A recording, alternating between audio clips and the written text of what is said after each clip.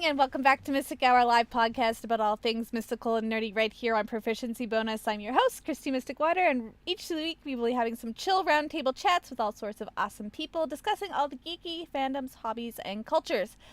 We are starting a bit late today because I woke up late, and it's just one of those days, so yeah, we're gonna do that. Before we begin, we're going to do a quick shout out to our sponsor of the evening, which is dicebar.com. Go check them out over at dicebar.com. They sell all sorts of cool D&D merchandise and lots of cool dice. They're a Vancouver-based company, and they've been partnered with the channel for a little bit now. So go check them out, and if you enter the coupon code PROBO, P-R-O-B-O, you get free expedited shipping to anywhere in the world. They're pretty awesome. So go check them out. Also, big thanks to our other sponsors and community supporters, Team MZ and Streamlabs and all that other fun stuff. Tonight we are doing something a little different. I mean, still in the realms of D&D. We are going to be discussing how we go about creating and crossovering D&D campaigns and melding worlds and stories together with some very talented DMs who I'm going to take you guys over to.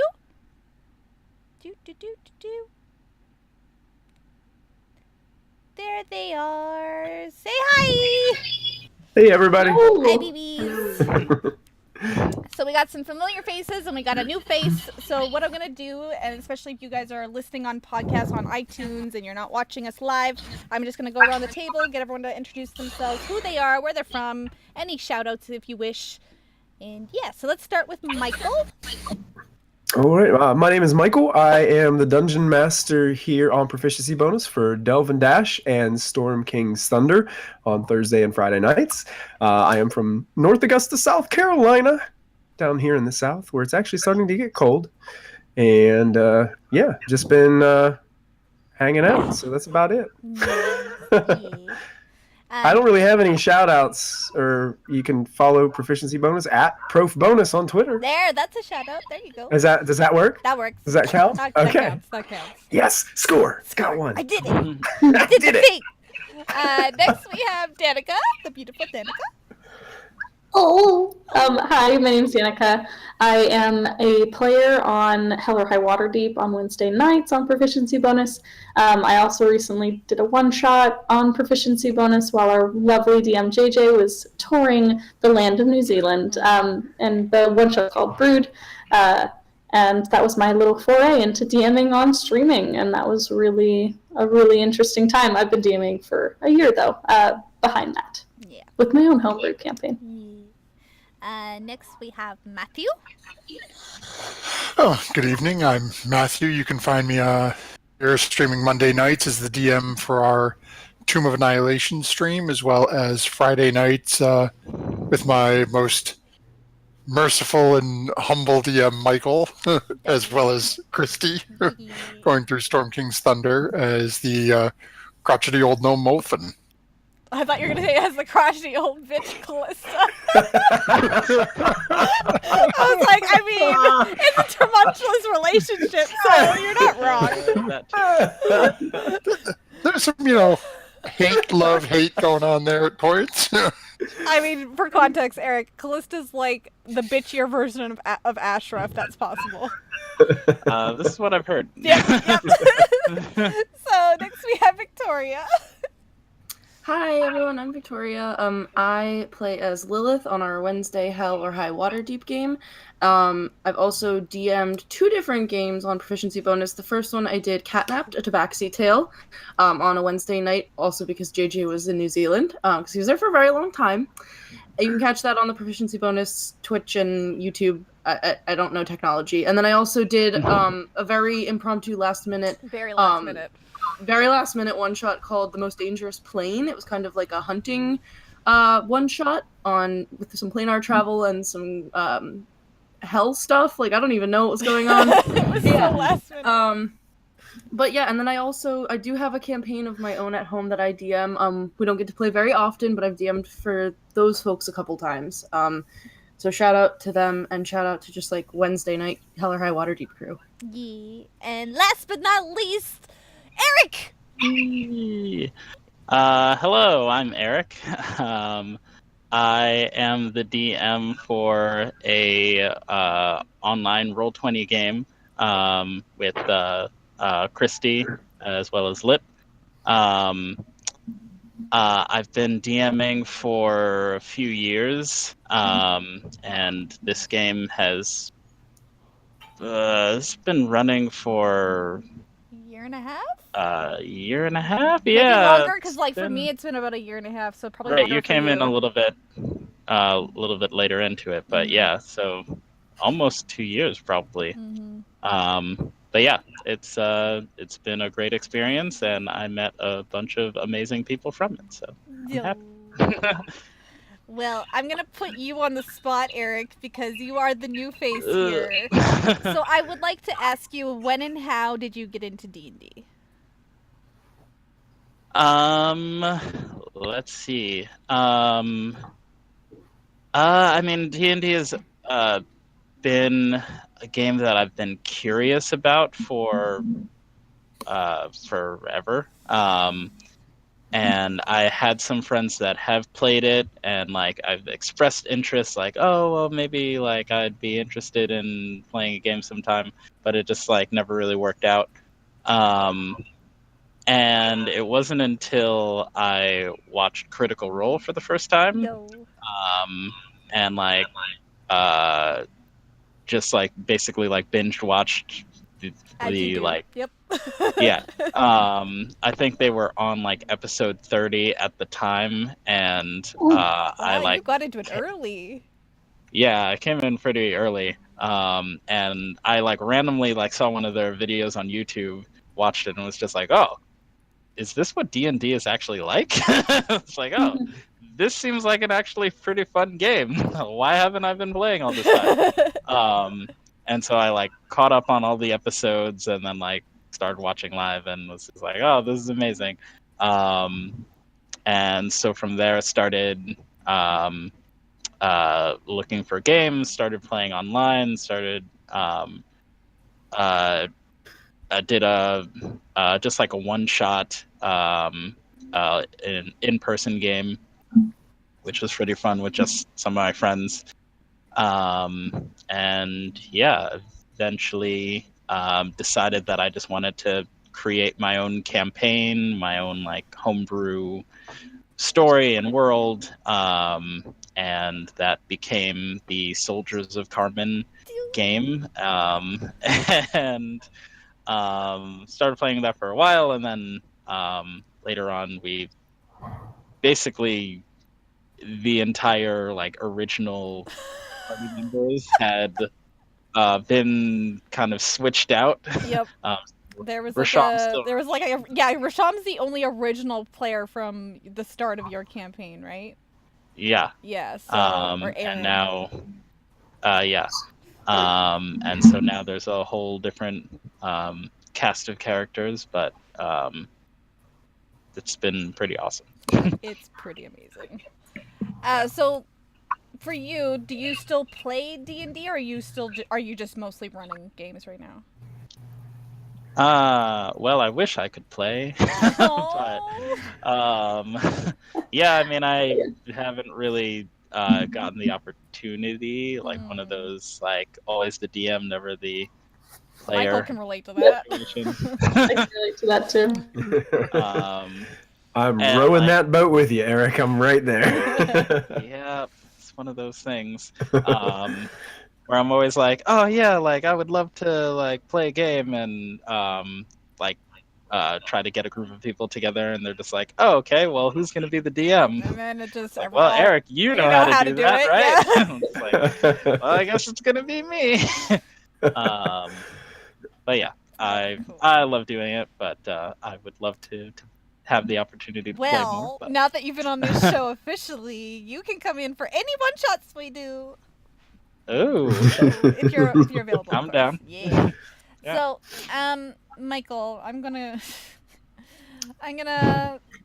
go to you first, just because this is mostly just for you. Uh-oh. Well, yeah, and I guess also Matthew and JJ, but he's not really here.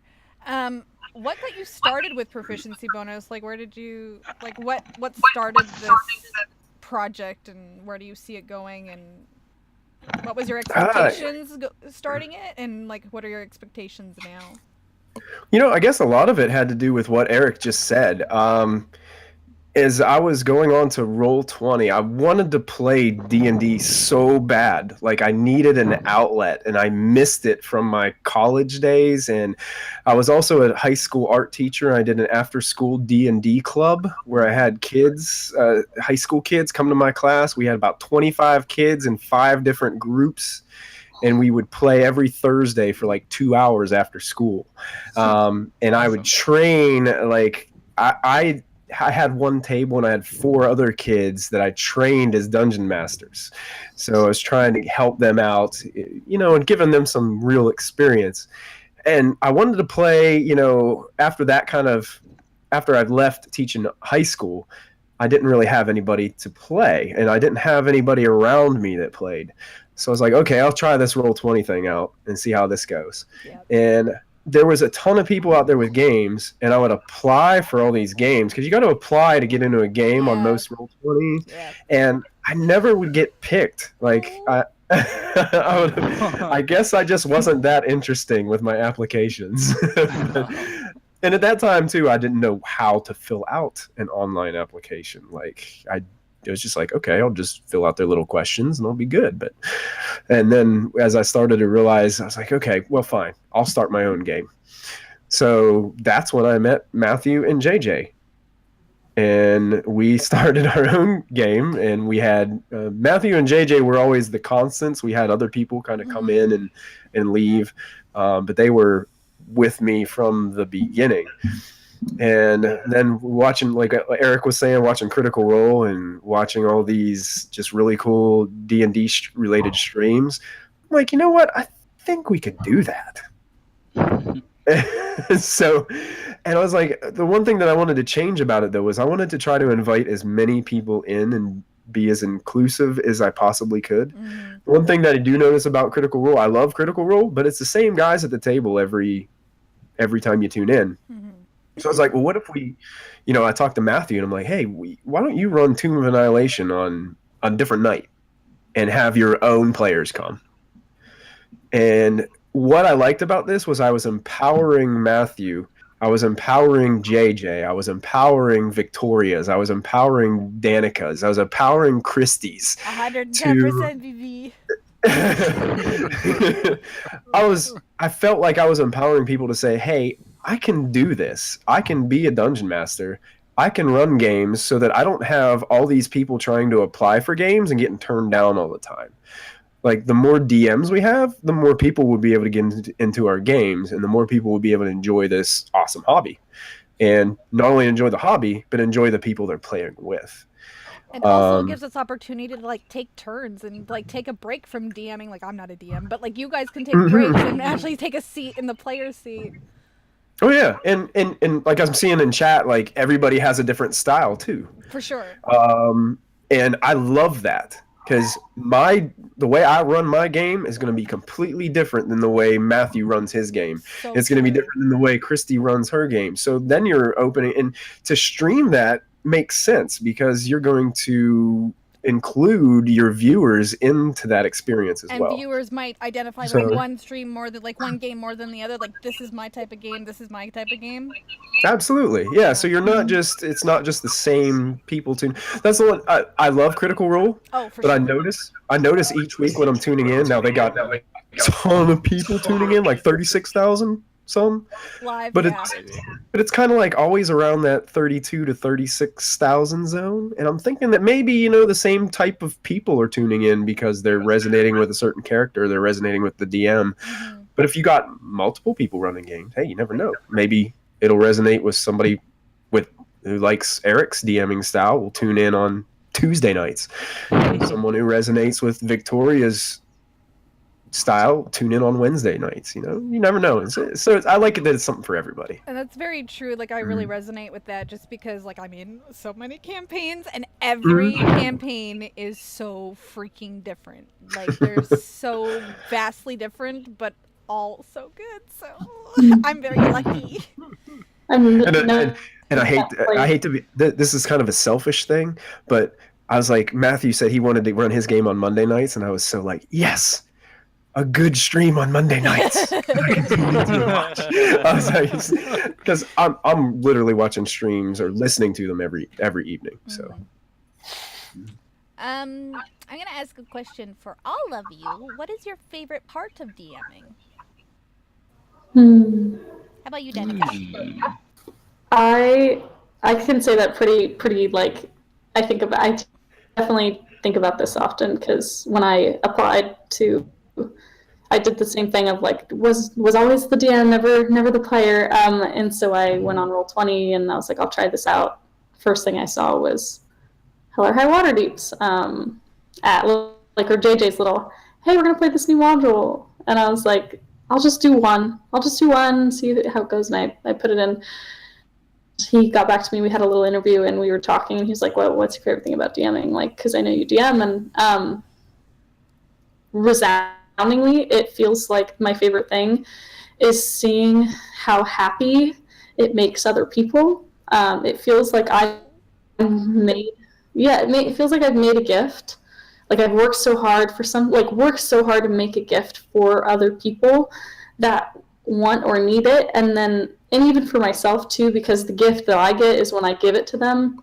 Like when I make a map, like a crazy map for my like homebrew campaign, I physically give it to them, like, surprise, here's the thing, and they open it, it's like the whole continent with everything on it, and they're like, ah, they like freak out, or like describing characters coming out of like figuring out their dragons and eggs, like, and seeing their excitement that there's something that they love. Like that is the thing that makes me enjoy DMing. It's like that like rush of making other people happy. It just it makes me so happy. Hearing the noises and like people's excitement is I love it.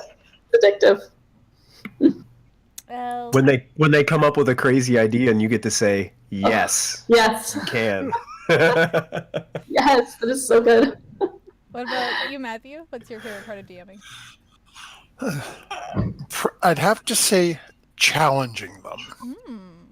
And one of the things that I've loved recently, because every one of my players I'm lucky enough to have actually got brought to us by one of our other players, and is a DM usually as well, Matthew, who plays Tual on Monday nights. The other Matthew. And, yeah.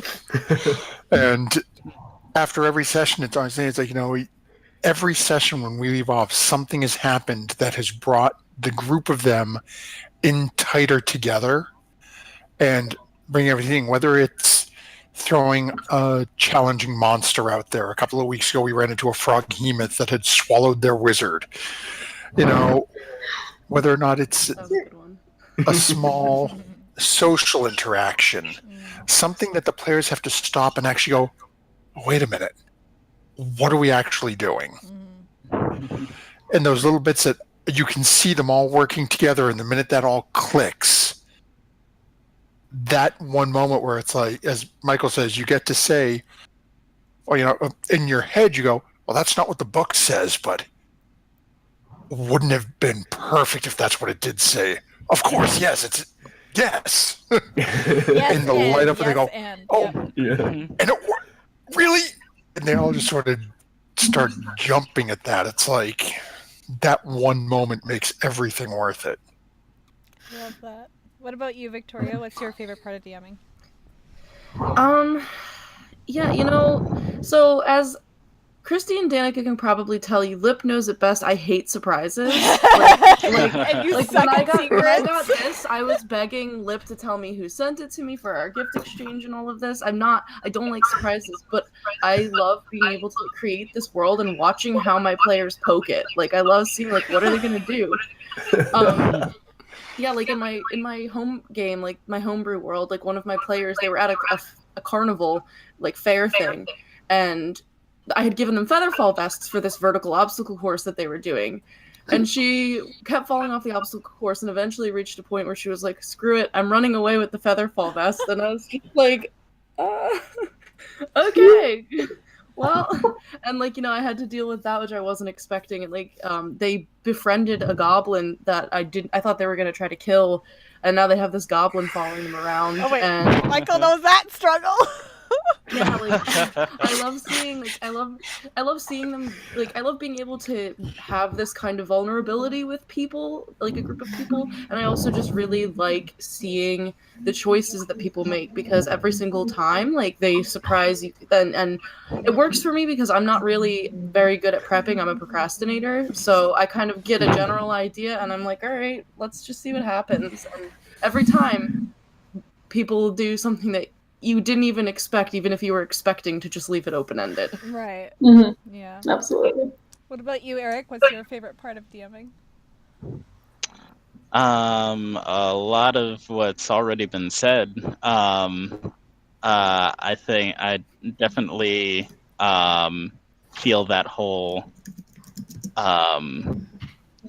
like giving a gift to the players, where I like generally come into a game thinking like, okay, well, I kind of have an idea of what's going on, but I don't really know. And then like sometimes I get self-conscious about like, well, I don't even know if this is even going to go over well, like whatever. And then just like hearing from the players afterwards, like, oh man, that was so much fun, and like I can't believe like this happened, it was crazy, and just like, oh, okay, I guess I'm doing a good job. But yeah, I mean, it's just been a lot of fun to like come up with an idea, and I just love kind of seeing what the players will do with it. And like at the start, I would like do like a whole lot of preparation and think like, oh, okay, like if this happens, then I'm going to do this, and if this happens, then I'm going to do this, and like all this. And then the players will come and just do what they're going to do. And I'm just You mean like, just oh, talk okay. for like the entire session and not do any encounters that you had planned?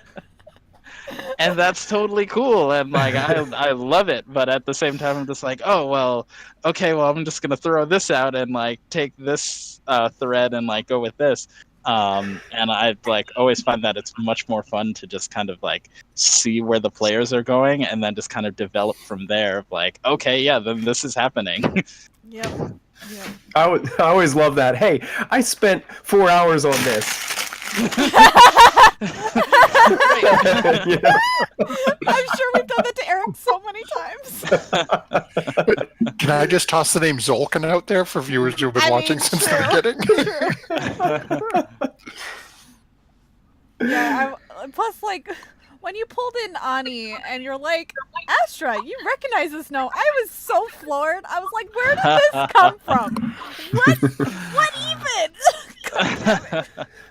Oh, my greatest moments. yeah, I was freaking out for an hour. It was great for me. What about you, Michael? What's your favorite part of DMing? When you throw away all the notes? Throw away all the notes. No, there's a good one in chat. You save all your notes and you use it later as something different. Yes. You sneak it in there when they don't expect. That's good. I guess it's that moment when it was kind of like what everybody was saying is when your players, they have that aha moment and you get to a point. And when, like Eric was saying, when you get to a point where you end a session and your players are like, "Hey, can we go another 3 hours?"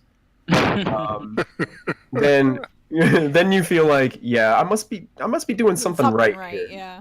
Because if I also I DM a group at the local game store on Sundays. We're running through Storm King's Thunder there because I don't have to prep as much because I'm already doing it on Friday night. I just don't allow them to tune into our streams. Fair. So I mean, last session we had to quit, and I told them I'd be out for a couple weekends, and they were just like, "Oh," when you hear them do that noise, it's like that is so fulfilling as a DM because you're just like, they don't want to stop, they want to keep going. So I feel like I'm doing what I need to be doing, and also that moment where you're like, when your players look at you and say, "Michael, this happened a year ago." You mean me? Yeah. I love that. How did this even happen? Where did this come from? And you've had this thing in your mind that's been festering that they did like in episode 4. And it's episode 50 and they figure it out. And now they finally figure it out. And it's like, see, I've been holding that the whole time. I'm not even a DM, and I live for those moments. When I figure, because you have like the perfect poker face, I don't know how you do it, but the moment I start saying, like, this has happened like probably 3 times in the past like several months, where I start saying things, and then I watch it back on replay, and I watch your face, and you have like the slightest bit of tells, and I'm just like, oh my god! Yeah, I was never a very good liar. But you do it so well in the moment because, like, we're so Could have immersed. fooled me. Yeah, no, you have a really good poker face, Michael. Holding that shit for like 50 episodes, the kiss, Yeah, that was The kiss, the woman, the woman, the devil. the cloaked woman. Like, oh, Jesus. I really don't know where the devil came from. He just pops in every once in a while, you know. Well, Sounds like they something Molten entered a probably. house in like episode 5, and it comes out like 2 or 3 weeks ago that, oh, by the way, that house you entered now has you in a contract with Asmodeus. Get wrecked. Like, what even? That's In the middle of that's the one my episode, all of a sudden, it Oh, completely just blew me. clicks. Like Kristy said, it just blew me away. All of a sudden, I was like, "Oh yeah, this happens." I'm like, "Wait, what?" I think, with what Victoria was saying, how you like how your players come in and kind of poke with your world.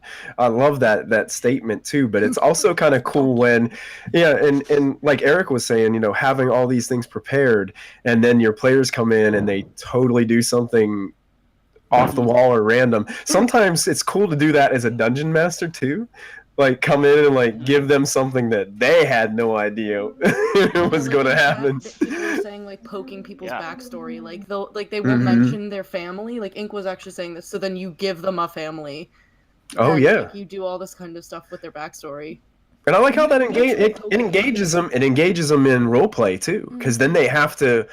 They didn't have that written in their backstory, so they got to think. Oh, well, my DM's kind of putting me on the spot here. I gotta come up with something here. So then they start developing their backstory within the context of the world, and I think that's amazing too. I want to ask everyone. I have a question for Eric later, but for everyone except for Eric, how do you guys feel being a part of the development of Proficiency Bonus and how things are kind of getting into a Marvel level multiverse? It's actually changed my plans for After Tomb of Annihilation. Oh. Because I've talked with many different people, because one of my things that I've been sitting, like I'll prep for Tomb of Annihilation, but then as I'm doing other things, I've been literally in my own attempt mapping out worlds and setting up a calendar and deities and this entire thing to do this massive homebrew campaign. But as Victoria and Danica and everybody starts running these one-shots that everything is starting to pull together, it's like, well, maybe this homebrew campaign idea that I have needs to be housed in Faerun. Because that way it can be, okay, well, you know what? Callista, it's the ripe old age of whatever this is taking place years down the road. Maybe one day Callista shows up and meets this new upstart group that's doing things. Maybe Lilith is out there, taking what she learned from Molfen, and there's an army of skeletons. She pops up as, and she shows up to mess with the party one day, and it's just a random battle with a bunch of her minions. It's taking that idea and keeping it within that universe to allow that interaction that we've all been lucky enough to be a part of, in my opinion, has been just such an amazing occurrence. Even like running into Maxian. Yeah, we're going to get into that with Eric in a minute. No idea who this character was, but how flawlessly Lip and even Stumpy with Noah from Inside Check, outside of that little tight realm. Because Proficiency Bonus is like kind of like a tight bubble. Like, even though like Tomb of Annihilation and Storm King's Thunder happen in the same world, Like it's contained in a bubble within Proficiency Bonus. Right. And now we're like expanding it. And as it's pulling it all in, it's really turning into something that's just, best word I have for it is just beautiful. No. It's getting to the point where it's something like Michael says, any night I'm looking for something, I can jump on and I can see the people I love and respect having as much fun as I get to have every Monday and Friday. And I can watch and say, oh, well, I've run into Lilith before. I wonder what she's up to now. Oh, what's Chloe doing? What's Nova doing this week?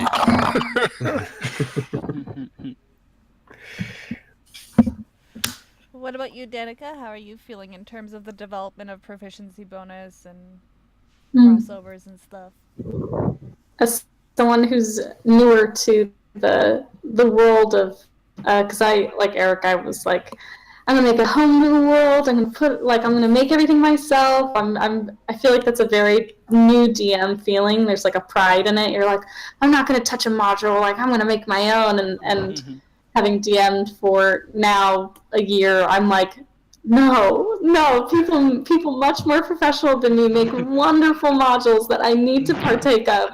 And so I was so excited to jump into Waterdeep because I was like, some really amazing professionals have created this world, and Faerun is so rich. Like there's just so much content that is like just fantastic, and so it's been really amazing to see them start to interact. And so when I hear about things that are happening in Storm King's Thunder or Tomb of Annihilation, even people like I'll talk to friends on I'm in university, people on my college campus who are like, I'm running Tomb of Annihilation right now, and I'm like, oh really, what are you doing in it? Because I know people who are also running through it, and it's just really fascinating to be a part of this like greater web of people, part of this universe.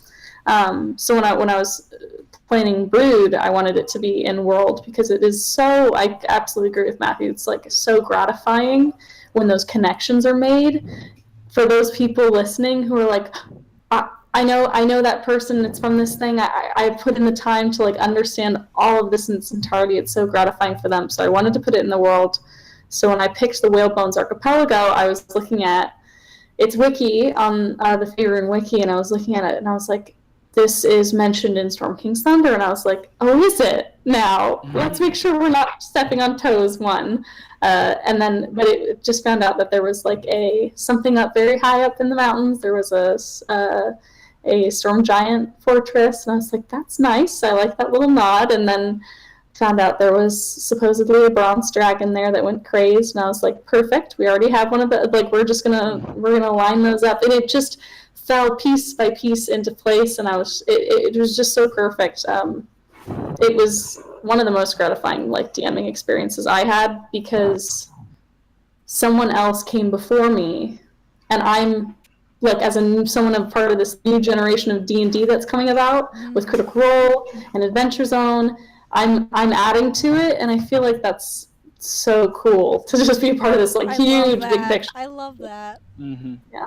What about you? Yeah, I agree. What about you, Victoria? Yeah, I mean, like, like I know yours have only been one shots, but yeah, I mean, so like Danica said, like I'm newer to the whole like proficiency bonus like family, but I still feel like having these little one shots where I have opportunities to just let different people that I don't normally get to like play with in proficiency bonus have fun has been very, very gratifying. And I really, first of all, just want to DM. Danica, I think we're getting an echo from you, BB. Oh yeah. I really for like Michael and JJ and like all the other DMs and like all different like people, just because I feel like that would be like a nice turn of like, change of pace, especially because like you were saying, like you always DM, Michael, you don't get to like play that much, but just like I kind of like that I had these, because both were like pretty kind of silly. Like the Tabaxi one was intended to be kind of silly, but also like just weird, and the Hunt one was very like impromptu, but it's still like unintentionally like became like not canon, but like could be canon. Like I know that like the Hunt ended up being something really important for Ani's character Ukes, and And then like it was also just super fun to be able to RP all of our Wednesday night characters on the Tabaxi one shot, like, and like just kind of being able to like even just twice make like a group of people happy was just more than enough contribution to proficiency bonus for me. Like that was just fun. Victoria, your opal was spot on. Spot on. Well, it wasn't okay. In my defense, and the thing is, it wasn't my first opal. I did control opal on a previous Wednesday. I had the also very good. You don't think it was perfect? It was so good. Yeah. What about you, Michael? How are you feeling about all of this?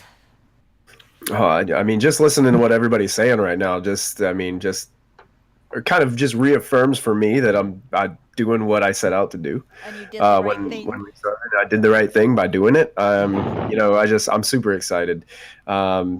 Same thing goes with pretty much what everybody else said, just to see the excitement on everybody as they get to run their own games. And with what Danica was saying about the lore, I think it's cool because you can take something that's already pre-written and you can take it and you can add your own elements to it. You don't have to stick within, okay, this is written in the book, so this is it. This is all that's canon right here. No, it's your world. Yep. Or this is this comes from this DM and I have to stick to that DM's play style or that DM's like plot lines. It's like, no, you can use that as a base point, even if it's another DM. You're not going to find Cruella the Black on any D&D wiki. Right. Okay? It's not there. That is something that came out of this brain. Okay? It's just not there. So, but that's what I love about it. And like what Danica is saying, I don't have the time to sit here and create my own world from a blank sheet of paper. I wish I did. Probably won't be as good as people like freaking like wonderful DMs out there. It's just it wouldn't be. Don't have time. Wouldn't be as lovely. Oh, jeez. And I feel like using like multiple people to create a story, it just makes the story more real and more fleshed out. Yeah, and that's the cool thing I like about, we started with Storm King Thunder. I started with that lore. I started with that world, but the way my characters interacted with that world changed it, and it's different now because of it. Storm King's Thunder with quotations, even though we're ignoring the giants right now. Storm King's Thunder, right? Yeah, it's a very soft Storm King's Thunder. Very soft Storm King's Thunder. Yeah. But yeah, I mean, I'm just super excited to see how much joy it brings to others and this close community that we've created. But also, it's not just this tight-knit community. We've got people that come and hang out with us in chat who've been hanging out with us in chat since like episode 1. Yeah. And those people also are part of this Proficiency Bonus family. So that's what I set out to do in the first place. So excited. I love it. We're looking at you, Josh, Digitio, Yeah. Chris Hansen, all our regulars who are with us every week, Yep. That being said, as Victoria mentioned Ani and Ukes, Eric, how has it been recently adding the proficiency bonus components to your world, and what are some things you might want to see more of or less of? Like, how has it been? Because there's been a couple one-shots that have affected these characters, both Maxine and Ukes. And you're like, I have no idea what's going on, but like, how do you feel about it? Like, how do you develop it? I want to pick your brain on this a little bit. Yeah. No, it's great for that same reason. It's like really fun to obviously a lot of the reason you get into DMing is because of the excitement of being able to create your own world and all that. But it's a lot of work. Yes. There's a lot. And a lot of times you don't realize it until you start playing the game of like, I guess I should have like given a name to that NPC or and so yeah, when you have like other resources available that you can draw from, it just makes the experience so much easier because then you don't have to have one less thing to worry about.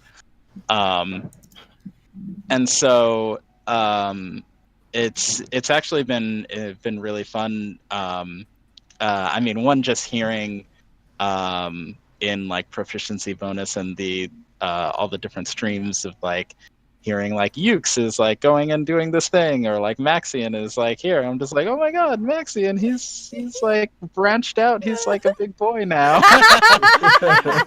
He's a big boy now. He might be in chat hearing you right now. He is. He's freaking out that he's seeing Eric's hope face so. right now. Eric, I don't know if you do the same thing that I do, but I'm always like tuning in, and I'm like, in my heart, I'm like cheering for Mulfin the entire time when I watch these little one shots, just because he's like from my like little campaign. So it's like you got all these like characters from different campaigns and all their dungeon masters on the other side going, "Come on, get him! Yes, that's it." I just like imagine like JJ watching and like. Yeah, for sure.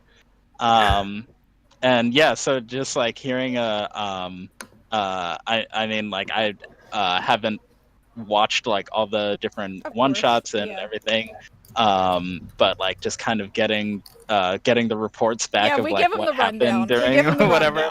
I'm just like, oh, that's like most of the time I'm just like, oh, that's genius. I would have come up with that, and like already kind of have like the gears turning of like how would I incorporate that into like our sessions and our game. And it's actually great because I mean, it's one thing to draw from the players, and like you are definitely building this world together, but it's one thing to do that like in the game just with the players, but then like for those players to go out and like have these same characters do something elsewhere and then come back, and then that's just more inspiration for your game of like, oh, I could like use that in this way that I wasn't thinking about before. I just like hearing Ukes' whole like dark timeline that was going on. I'm just like, oh, that's like really perfect because of like just where we are in our own campaign, and like the parallels just like worked out really nicely. So I'm just like, oh, well, we could definitely use that for something. For sure. So yeah. you would definitely be open to seeing more of it happen then? Oh yeah, for sure. Yeah, I love seeing. I mean, the more developed the characters are, the easier it is for you. Yeah. Come up with good different storylines and everything. So yeah. Yeah. Based off that, since ours is not streamed and we've been playing for over a year now, almost 2 for you, in so many words, up to you how long you want to get into this, but what is Soldiers of Carmen ultimately about to you, and what has inspired you to make that world? Oh, that's a big question. I know. That's why Lip gave us these questions. Yeah. No, it's great. Again, like the original idea that I had for it has been changed so much. Just I wouldn't call it derailed.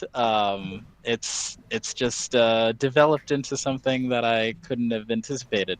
And I mean, that's what I wanted from the get-go. I of course had an idea of where I thought the game could go, and so I like put certain pieces in place to kind of like see where they landed.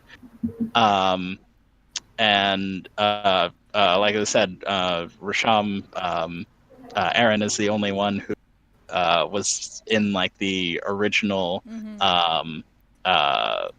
game when we started. But he could tell you like just like in our first session, like I was like leading the party to this one thing, and like we split the party within like the first like 20 minutes of the game. Oh no! Where there was like like one like element that was going on. There was like reports of undead or something, and and like half the party were just like, oh, we should investigate that, and then the other half of the party was just like, no, we should continue with our mission. And so they're just like, okay, well, why don't you guys do that, and then we're gonna do that. And it's just like, okay, this is not what I was expecting to happen. Let's see what we're gonna do. And so right from the get-go, I was kind of like throwing everything out and just like, okay, this is what happens. And yeah, that's just kind of continued and kind of allowed the story to develop. I mean, originally the story that I had was based on a story that I had written. Story was, and like it, Oh no, you're cutting out, baby. Oh no! Yep. Hello. Hello? Am I? Yep. Hello. Okay, Can sorry, you we hear just me? lost you for a minute. Yep, we got you. Yeah, I saw my connections like dipping down. I was like, there it is. But yeah, the original story was based on a kind of fantasy story that I wrote, and it was just about these two brothers who started like going on this mission together, and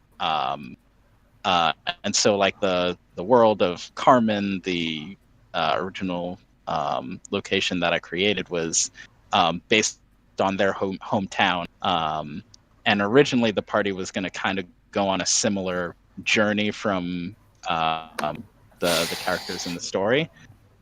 And then from there I was like, okay, well there at least I have like a nice baseline, and then like wherever the party goes, I can, gear the rest of the story towards that.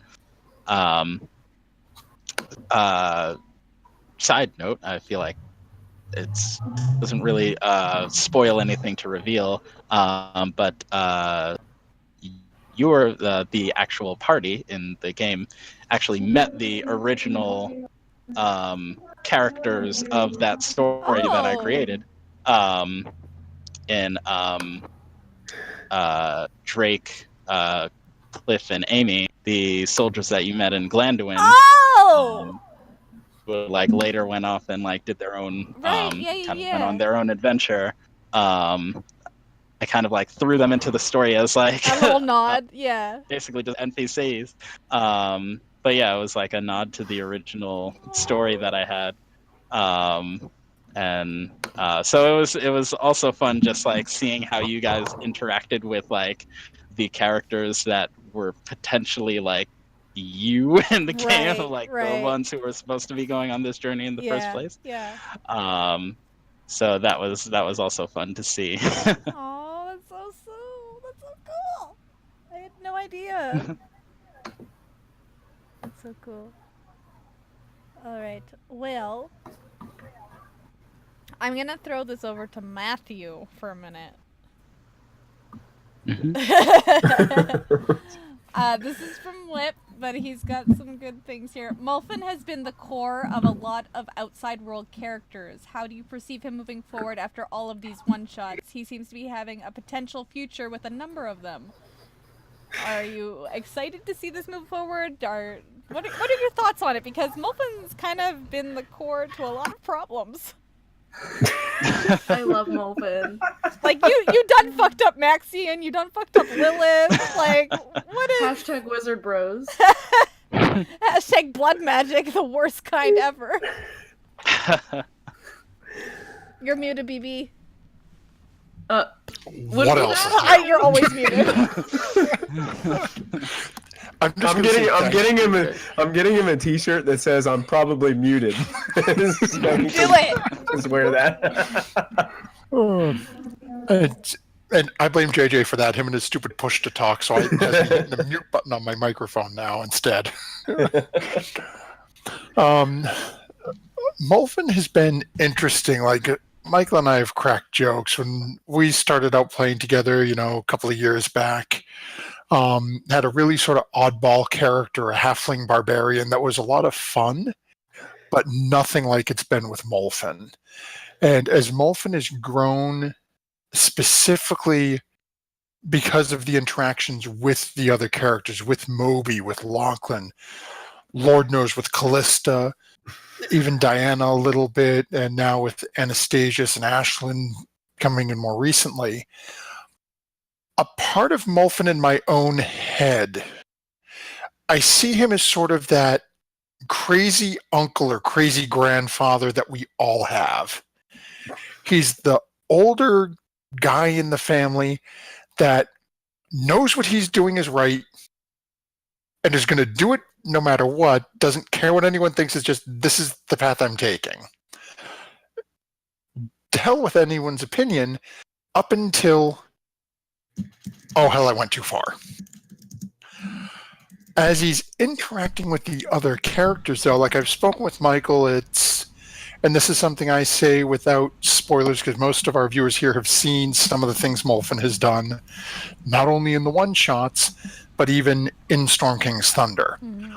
Molphin, at the best of times, is teetering on an edge between Callista and Diana and Ashlyn and even Lachlan, people trying to keep him, anchored in where he is.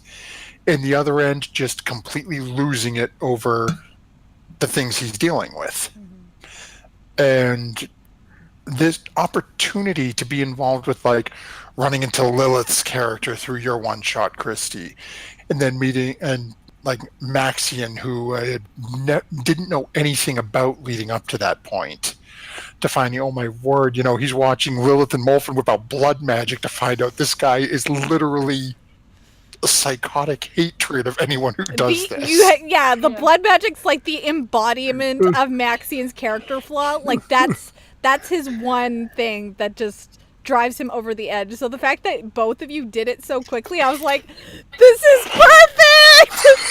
Traumatizing Maxian! Yeah, and then like Opal turned Molphin off. With all of these interactions, it's like I've told Michael, I have played with him for years and I have complete trust in him as my DM. Mm-hmm. If where Molphin ends up going is a result of Storm King's Thunder, he may end up showing up in Waterdeep and interacting with the Hell or High Waterdeep crew for some reason.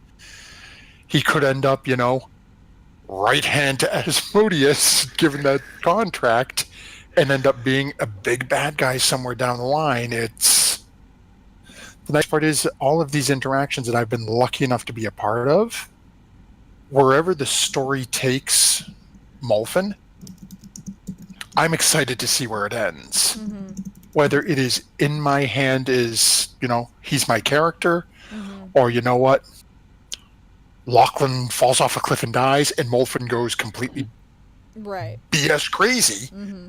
And all of a sudden, it's Michael and I are having a conversation. Listen, he just reanimated his grandson. He tried to kill Callista. He's running around. He's now Cruella the Black is his side piece. I will say there's a very good possibility that you're like walking a fine edge of Callista killing him or not. Because Callista loves him, but if it comes down to it, she would kill him to stop him from doing something stupid. Right, and that's it. I love that. I feel like Molphin is that guy. You watching those videos of those guys that stand on the edge of really tall buildings and just and then just like do all these weird tricks and stuff on the edge of them.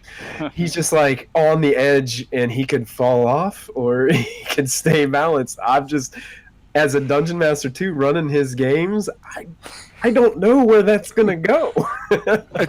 and that's the nice part is, with the relationship that we all have with Proficiency Bonus and with our viewers coming along for the ride with us, I'm excited to see where it goes. And it's putting your trust not just in like Michael, but also in the other one-shots that Molphin's pulled into. Like, it's putting your trust with that character, because like you get to choose what Molphin does with what you are given, but you're still trusting the DMs that you're interacting with to tell the story. Like with the one shot you ran and putting Callista in that situation, and Ashra in chains for Maxian. Oh, that went over well. It's in all of these things now. It's again like Michael has been running with us for so long, and he's got all these great little tricks and things to pull in. But jumping in with you, Kristy, running as DM, and it's like, oh hell, Michael wouldn't have thought of that one. This is gonna mess with him even more. It's like if it had been Moby or Lachlan in there, he would have expected it. Right. It would have been, okay, you're messing with me, I have to deal with this. Right. This ain't part of the deal, dude. This. Yeah. And then getting lucky enough to run with Victoria and hers, it was just one more interaction in tying people together. And Opal, like Victoria said, Opal walking up and just going, "You're done." Yeah. It's like, no more magic. Stop. oh, no. It's like that whole thing. It's exciting to me, and the fact that I'm lucky enough to, I won't say to be a central piece in it, but I'm lucky enough that I've had the opportunity to be involved with all of it. You know, I mean, wherever Molfin ends up going to. Casimira and Molfin? Oh my god, you guys are scaring me at the end there. Boy. Hey, Boy. I had to rep for Ashlyn, man. If I could have brought her home a nice blue dragon head. You wish. Oh, darling, you think you can try, but you can't. No, get the fuck out. You have no chance. I felt such like totally like you guys were saying before. Like I felt like the totally biased soccer mom on the side as a DM being like, yeah, you tell him, like Casimir, you tell him. Like it's so silly. I loved it. What killed me is as a biased player, and I had to force myself not to hold it, because it was one of those where Victoria sprung the ancient green dragon on. I took Feeble Mind specifically in case it went Battle Royale. Yeah. And then I'm sitting there and I haven't used it yet. I've been holding on to it. I know there's a big bad coming. And all of a sudden I find out Kristy's a bloody blue dragon. And it's like, if I don't deal with the green dragon, we may all die. But Matthew knows how much a blue dragon head would mean to Ashley. So, you know, I gotta be. Yeah. Hey, you know. Yep. That's so true. Oh, that Yeah, was, it's that, been- it was a good one, that's for sure. And I do like when I did my one shot, like part of me was like just selfish because I was like, I don't feel like figuring this out, so I'm just gonna pull in all of my characters that you're all connected with and just be like, here, save them. It was brilliant. Brilliant. It forced every one of them to. Everyone, I don't think any of us really knew what to expect from your one shot. And it I don't even know what forced to expect from my one shots. But it forced that guttural emotional reaction. And I love that. Like and you know, it's. Will Molfin continue to pop up in other places? As long as Callista doesn't kill him, probably. Probably. We'll see. But you know, it's. And it was also interesting to see because like you were really focused on Maxian and Maxian's person, which was Ashra, and you're like, wait, that's Callista? And I'm like, nope, it looks like Callista, but it ain't. So it was kind of nice to see you kind of help him out, just like out of just instinct. It was kind of sweet. But for Danica and Victoria, and he says me, but whatever.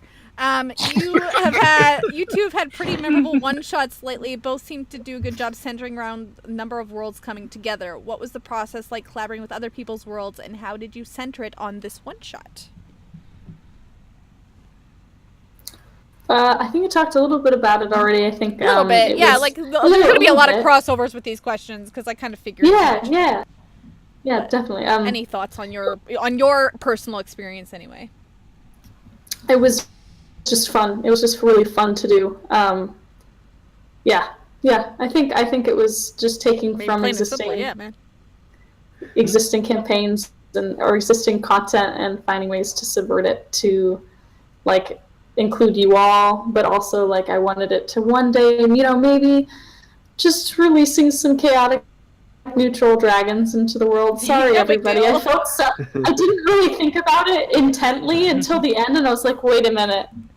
they're so chaotic neutral. Not Some of evil! them may not. No, not evil, but can act evil occasionally. Occasionally. I was surprised a couple times during that one shot. A couple times, y'all were like you were feeling so empowered and powerful as dragons that they were doing some things. So I was like, "Is this an evil one shot?" At first, I was like, "Interesting."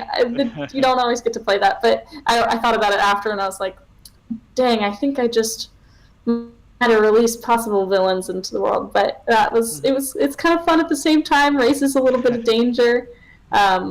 Possible blue hat dragon heads to collect.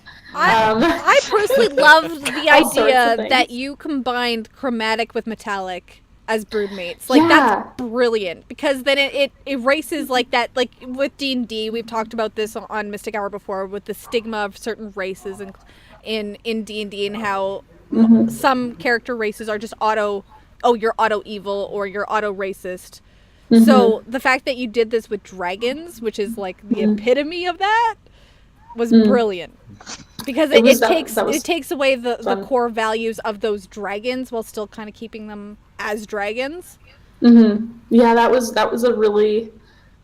I spent the longest time preparing for that one shot was deciding what dragon types you would be, because there was just such a conundrum in my head, and I was like, people play whole campaigns based on Tiamat versus Bahamut, and like there's a defined line between metallic and chromatic. Should I be crossing it? And I kind of threw that away after like hours of like thinking about it and just being like, should I be one or the other? Can I combine it? And I was like, you know what? In this world, in this specific situation, at least, yes, they were combined, because the one brood mother, she just needed them. So it didn't matter what type they were. It was kind of cool to be able to just kind of put that out the window. And you guys bonded immediately, which was very cool to see. But yeah, a lot of fun for me. Yeah. How about you, Victoria? You know, it was kind of like what Danica was saying earlier. Like, I knew I wanted to do, because the Tabaxi one I had like put more thought into. The hunt was, like we all said, very sudden. But with the Tabaxi one, I knew I wanted to do a cat cafe with Tabaxi. Just to fuck with JJ, yeah, basically. Yeah, because JJ hates our DM really hates Tabaxi. Yeah, but I also, like, you know, I wanted to put it in Waterdeep because it's like, you know, it's this very like metropolitan, like, cool city. So it's like, why can't they have a cat cafe? But I wanted to. One thing that I was doing while I was planning it was like, okay, Waterdeep is a big city, and there's different districts. Where would this thing be? And I didn't want to spoil for myself, like, looking up, like, details about Waterdeep. And so I knew that I had wanted to do were-rats and, like, things like that. So I was like, okay, it's probably in the North Ward somewhere, because it's, like, a nicer district. I think it was North Ward that I had it in, not Trades Ward. I don't remember. Yeah. But Yeah, it was the North Ward. I'm pretty sure. I Googled, I was like, okay, if I see anything, I'll immediately close the window. But I Googled alleys in Waterdeep. And there is an alley in called Waterdeep. Cat Alley or something like that, right? No, well, so there's Many Cats Alley, which has a lot of cats from butchers, but there's another one with giant brown rats that live on it. And I was like, there it is. Like Found it. I never actually mentioned the streets that any of this took place on, but like that was kind of, it was weird. It like worked out weirdly well, like how Danica like found the Whalebone archipelago. And like I knew that I wanted to incorporate in everybody's characters like in kind of a fun way, just as like a big Easter egg, but I also kind of wanted to make all of them like my own thing, because I didn't, like I said, like I didn't want to go and spoil things for myself or anybody else, and I didn't want to like do something that is especially too with modules. Modules are a little bit more difficult. Yeah, that was the one thing about like centering in Waterdeep that I had a challenge with, was like trying to decide like where this would be, which is a minor detail at the end, but for some reason I was like, I don't know where this would be. It's like Waterdeep, like what the heck? I can't look this up because JJ will like come find me.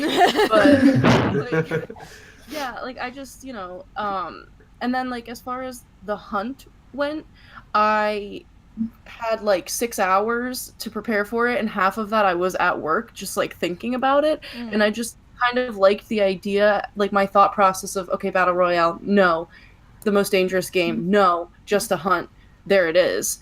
And the characters that I knew were going to be in it, I was like, okay, well, all of these characters, for the most part, have something that they're, like, looking for. Like, even with, like, Jamie's character, Yelro, who is, like, I don't know too much about Yelro. I didn't really see too many of those episodes of Insight Check, but, like, he's a pretty, like, simple, like, goofy character, but, like, he still has, like, his whole, like, dream thing is, like, Yeah, he's kind got of sad. Yeah, he's got Like, a sad backstory.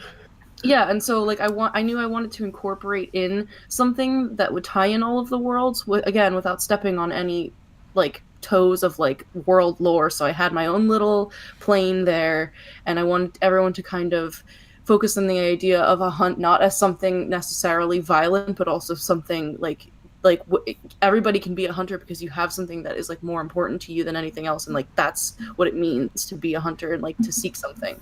So that was kind of my thought process when I was going through all of this. I just love imagining you at work, Victoria, just being like, you're like putting things away, like doing something work related. Be like Rasham with all the red thread on the conspiracy board. That's literally what I've been doing. If I'm at work, I'm either thinking about stuff that Viatrix wants to do for the next time we play Brood. Krasimir will not leave my head. It's ridiculous. Yeah, or I like am thinking. You need to text me all these things. Ideas. Yeah. I love it. Well, going based, like, because you were saying about, like we've mentioned before about stepping on people's toes in terms of collaborating with crossovers and stuff. What's that process like to collaborate with other DMs? Do you talk about it with each other? Like, what challenges or benefits comes? We've also talked about a little bit for the benefits, but, like, challenges and benefits that come from giving and pulling from other DMs and other stories and other worlds. Also for you, Eric, because I know you don't really watch any of these streams and you don't really have time for the one shots, but like when we give you the runs down, like what's it like giving and taking from that type of environment? How do you feel about it? Yeah, I mean, I kind of touched on it before, where the more basically material I have, the easier it is to kind of like go off that. Are there any like downfalls to it, do you feel? I mean, there potentially yes, because like there is the potential of like stepping on somebody's toes of like you know, if I have this idea of like this is what I want to happen, and then you know, a player comes in and says like, well, actually this is what happened in this other game. I mean, that hasn't really happened, and like I didn't have to deal with that.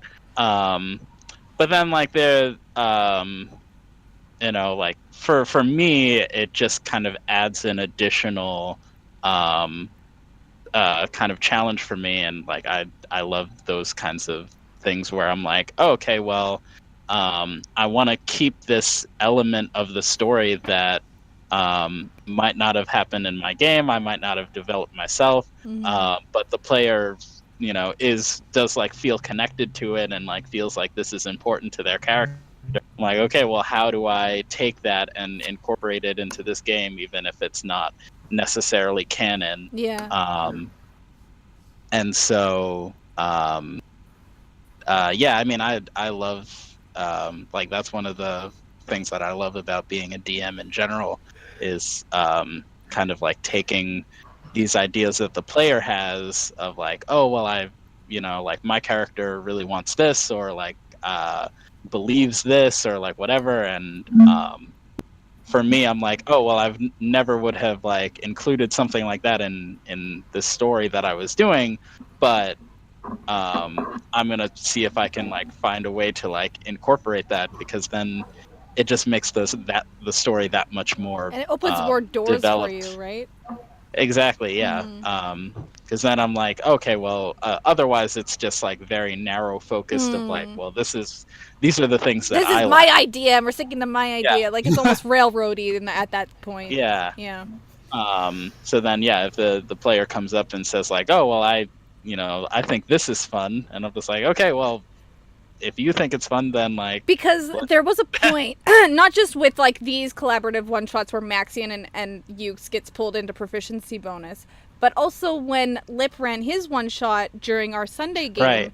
and that actually put a lot of tension between Ashra and Zale because of that one shot, and it became canon. How did you feel about that? Did you feel like it like added or hindered at all? And I was going to mention that before too, because I feel like that was like the first kind of overlapping of worlds Right. in the game, and like it worked out because it all happened in a dream. So like, did it really happen? Happened, yeah. And so like that was fun to kind of add that element of like, oh well, the players don't really remember what happened when they went into like this other dimension, but they kind of do, and like there are still elements of that, and just like the fact that they like had this experience in general, like you said, it like kind of creates this rift between Ashra and Zale, and like Huge rift between Ashra and Zale, let's be honest. But I mean, the more conflict that you have between the players, the better, actually. That's true. Yeah, because like for context, guys, Zale was meditating with Maxian, and he left Maxian alone, and Maxian got sucked into like this dream through a mind flayer or something. I'm not sure. I can't remember exactly how he did it, but Ashra ended up blaming Zale, who's Eric's NPC, for Maxian having to go through this trauma. And it's like, it's your fault. You did this to him. You brought him into this meditation, and you left him alone there. So that brought a rift between my character and his NPC, who's a constant NPC. He's kind of like the guide that's with us and is constantly in our party. So it was interesting after that one shot that, like, she was already kind of mistrusting of Zale in the beginning anyway. Like, she didn't know what he was about because he didn't say anything. He was just collecting information and not sharing any. So she was already, like, on the edge with him anyway. And then after that happened, she's like, that's it. You put Maxine at risk. That's the end. And, like, they've gotten better now. But in the beginning, for a good few sessions, Ash was so mean to Zale. I felt so bad, but I'm like, this is how she would react. Yeah. But that too of like, you know, I mean, like it's one of those situations like, well, I mean, if Zale was a different person, then like maybe he could have like diffused the tension or like said something like whatever. But his Zale character, is, like, he's very like just like indifferent to everything, so and it's just like, I don't know. I mean, that's what happened. I guess whatever. And so like that just made the rift like even greater between them, and I was like, well, that's that happened. Just think, Ark, it could have been worse. You could take a page from Tomb of Annihilation, murder the guide. Oh God! I mean, it came close. My group's gone through it's come 4. close. Yeah, not just one, every single one. Oh God! Any guide they have is now dead and buried. I will say that Scarlet, even though with the last bomb you dropped on a Scarlet, will forever be safe because Scarlet is so precious. And I will say, Eric, like, I know you probably are iffy on this idea. I want you to play Scarlet in a one-shot on one of these streams because she is so fleshed out. She's such a brilliant character. And when we hear, like, because, like I said, for the Sunday game, we don't do video. This is literally my first time seeing Eric on, like, Eric's face. So when we do audio and he's playing as Scarlet, our NPC, who's also a little halfling girl, when he plays her, I just see her, and it's so vivid. So I just a little shout out to Scarlet because I fucking love her. That makes me. That's awesome. That makes me so happy. Scarlet is actually based on a friend of mine. Oh, she's so precious. I want to hug her all the time. Just kidnap her. Yeah. So like, but I mean, I'd say like she was based on a friend of mine, but like once again, like just like through the course of the story, like her character also has like completely changed from what I originally had. So it's like it's great to like hear that she's so beloved. She's so beloved. She's so beloved. She's like our Gum Gum or Sarvin. Like, she's the equivalent of that, but maybe a little bit more intense. But like I was saying, like the question I just asked Eric, I want to ask the same thing of you guys. What's the process like to collaborate with other DMs, and if there's challenges, benefits, pros, cons for the giving and pulling and giving and taking with collaborative DMing? What are your thoughts, everybody else? I mean, I feel like for my stuff, I know I didn't really... JJ was in New Zealand, so I wasn't gonna, like, message him and be like, can I look at this map of Waterdeep or something? Like, I know, like, when I was setting up for all of the stuff with the hunt, I did talk to Matthew a little bit more so for just, like, spells and things, setting up what he wanted for Molfen, because I was like, you know what? Whatever, you guys can be level 15, let's go crazy. But, like, I definitely... like, would love to run more one-shots in the future. I love getting to DM for people. Like, I think it's just super fun to meet different proficiency bonus people every time, and also to get back into it, like, with Matthew and Molfen and with, like, different characters. You know, it kind of just goes back to, like, me personally. I would just, you know, I'm the kind of person where I wouldn't want to step on anybody's toes, like I said. So, like, Yeah. I always want to be careful about, like, respecting people's ideas and what's important to them. But then the other nice thing that would come with, like, collaborating with different DMs is that, like, kind of, like Eric was saying, like, you get, like, these ideas that, like, you never would have thought of, and you're like, oh, okay, that's cool, that saves me time, I can put that in. Mm-hmm. Like, things like, so, you know, I think it's a matter of being respectful and smart about the give and take. Mm-hmm. I love Coming from it as a... go ahead, Danica. Go ahead. No, Danica. no, go for it. Go for it. I love the DMs Guild, like, and using the behind the screen Reddit community has been, like, so amazingly resourceful. That has been incredible. And going forward, I'd love to, if we did more of Brood or anything else, like, I'd love to. We're going to do more Brood. Who are you kidding, girl? Yeah, it's not Prosecutor, here to stay, bitches. I'd love to talk with everyone and make sure that, you know, Michael and Matthew, that we just didn't make sure we, like, I knew, because the great thing about having people that other DMs, because patience is such a virtue for a DM. Like, a DM has to be, it's so lonely. Eric knows sometimes. that problem. He's got to be hella patient with our drama. So patience is such a, because you think of something, when you talk about it later, you don't have other people to talk to about it or bounce ideas off of. That's why I'd love to, like, dig into proficiency bonus families of DMs and just be like, what do you think about this? Or like just having a community of DMs to jump off of is great. Yeah, having, like, Ink, for example, to talk to, and, like, you, Danica, for my own homebrew has been so invaluable. It's awesome. What were you going to say, Matthew? So Yeah, go it's, for it. for the one-shots and tying everything in, for me, I come from it from a different angle, because my players that I DM for on Monday night don't have a lot of other availability. Right. So, like, Sarah's got availability, but she's in our Friday night game. She's DMing on Sunday nights. Matthew is DMing his home group on Wednesdays. He's playing with us on Mondays, and he's got a family.